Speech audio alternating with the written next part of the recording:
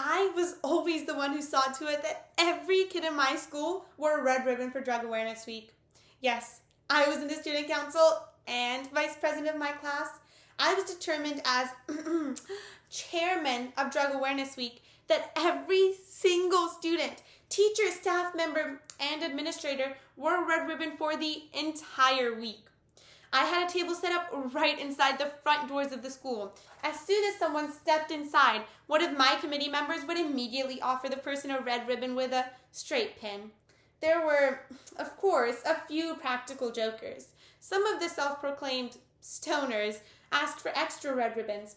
Each morning they would ask me for as many red ribbons as I was allowed to give them. They thought it was funny. I have to admit, I laughed too. But secretly, I hoped that one of them, just one of them, would change. I think it would have been really cool to know that that red ribbon had saved a person's life. Since the epidemic began, nearly 675,000 people with AIDS in the United States have died. 45,000 women die with breast cancer every single year. In this tale, Ribbons by Celeste LeBeau, we will witness the heart-wrenching story of a young girl who tells the tale of her mother's death, a death caused by breast cancer.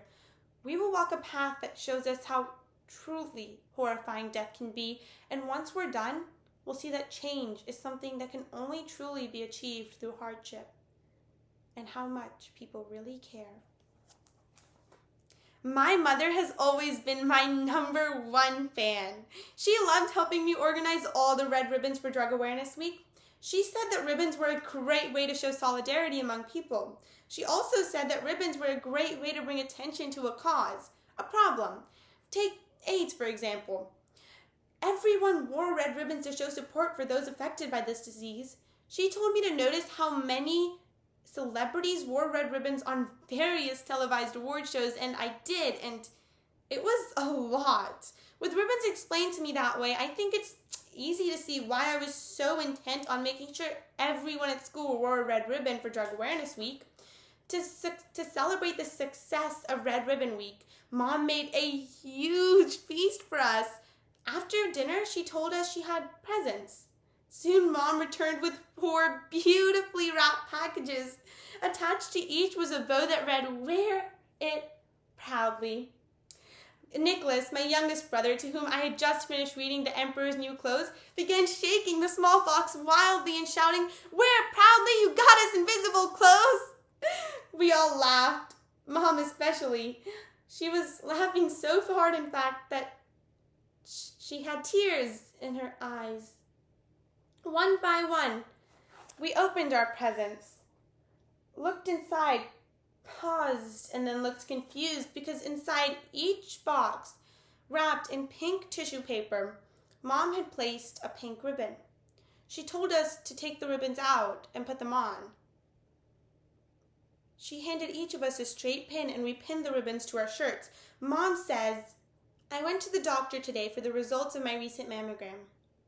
They found cancer. I have breast cancer." I was devastated. We were all devastated. Ironically, the one who seemed to be the least traumatized by the diagnosis was Mother herself. She said we would all just go about our busy lives, that we would just deal with it, and that she would get all the necessary medical help she needed to get well again. When I went to school that next day, I wore my pink ribbon. Of course, the first thing everyone wants to know from the Queen of Red Ribbon Week was, where was there a pink ribbon? Why wasn't there a table at the door? Some even asked what the pink ribbon stood for. So I told them all. By that afternoon, everyone in school knew about my mother's illness. Of course, most of them would just say they were sorry. The teachers that day gave me a warmer than usual smile and touched their hearts missing its pink ribbon, and they would say, "My aunt," or "my cousin," or "my grandmother." But Mother was right about one thing. Ribbons do bring attention to a cause. By the end of that week, a third or more of the school were wearing pink ribbons. One of the secretaries had a basket on her desk. Anyone who wanted to wear one could just go and get one. I was proud of my fellow students. Mother was right about another thing, too. Ribbons do show solidarity.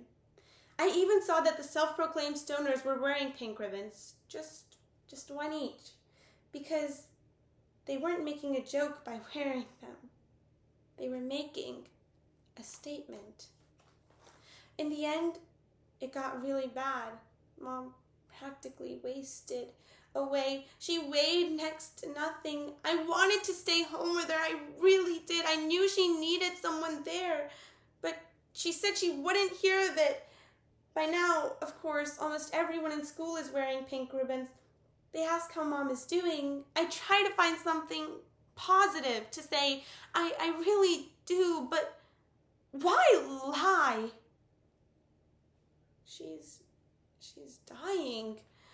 Mother did everything the doctors told her to do, right down to that final detail.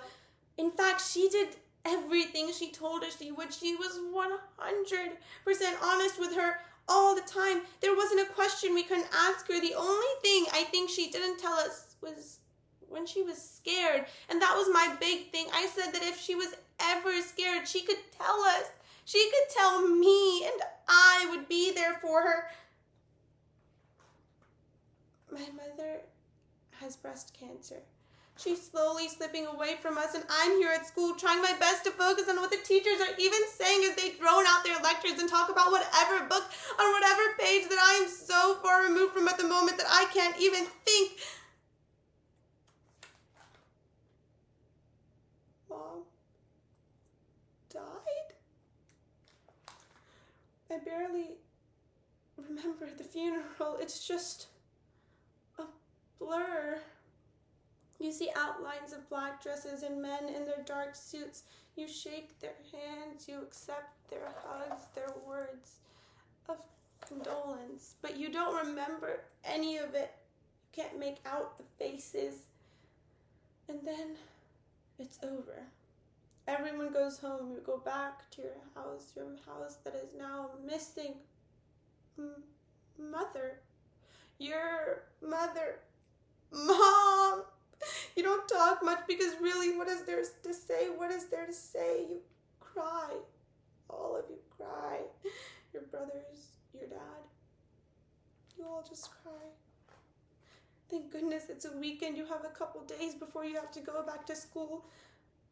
Once you step inside that school, you notice that everyone, and I mean everyone, is wearing a pink ribbon.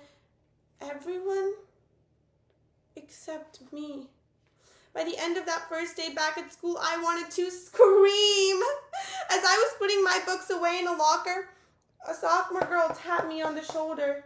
She said that she had noticed that I was missing my pink ribbon, and she handed me a very slim pink ribbon of her own. When I looked back up at her face, I noticed that she was one of the self-proclaimed stoners who had asked for extra red ribbons during Drug Awareness Week. She told me that she wanted to tell me how sorry she was about my mother's death.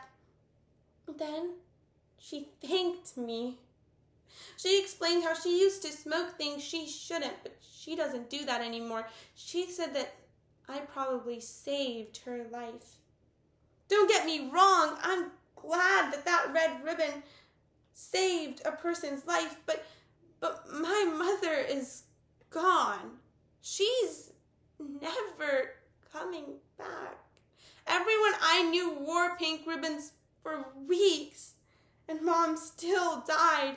The ribbons brought awareness to our little community of the horrors women go through every day, but I'm tired. I'm tired of wearing a ribbon like it's a badge.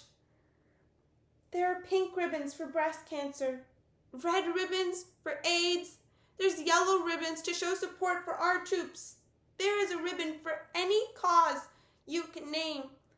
But why do we need to wear a ribbon to show we care? Why can't we just care?